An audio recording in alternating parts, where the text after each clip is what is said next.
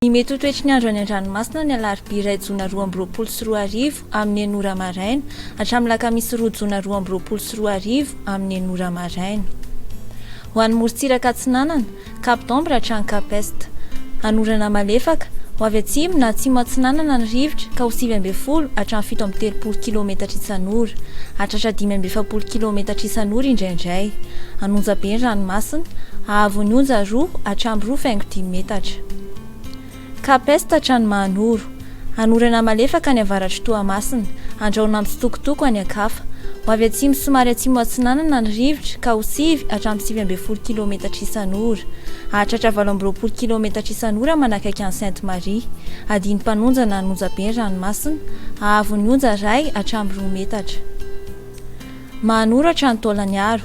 Andrahoana vitsy.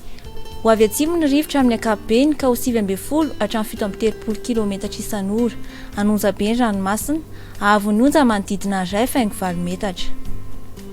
Taolagnaro hatrany Cap Sainte-Marie. Anorana tandrifin-drahona.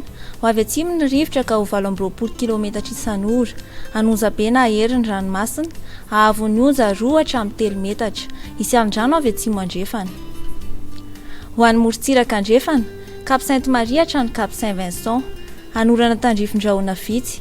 Ho avy atsimo ny rivotra ka ho 9 hatramin'ny 17 kilometatra isan'ora, anonja be na herin'ny ranomasina, ahavon'ny onja 2 hatramin'ny 3 metatra, hahatratra 3,10 metatra indraindray noho ny alin-drano avy atsimo andrefana. Cap Saint-Vincent hatrany Cap Saint-André. Isy tandrifin-drahona iserana ny vao maraina fa hisava ihany rehefa misandratr'andro.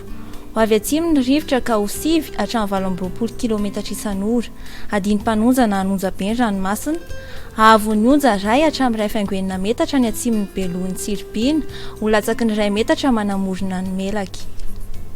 Cap Saint-André hatrany Analalava. Ibalika ny masoandro.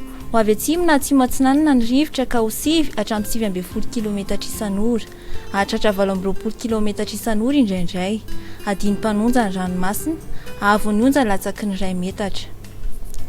Analalava hatrany Cap d'Ombre. Andrahoana vitsy. Ho avy atsimo Atsinanana ny rivotra manakaiky ny tendrony avaratra ka ho 20 hatramin'ny 17 kilometatra isan'ora, iovaova kosa ny Ankafa ka ho 7 hatramin'ny 9 kilometatra isan'ora, ho tonina adiny mpanonja ny ranomasina, ahavon'ny onja latsaky ny 1 metatra.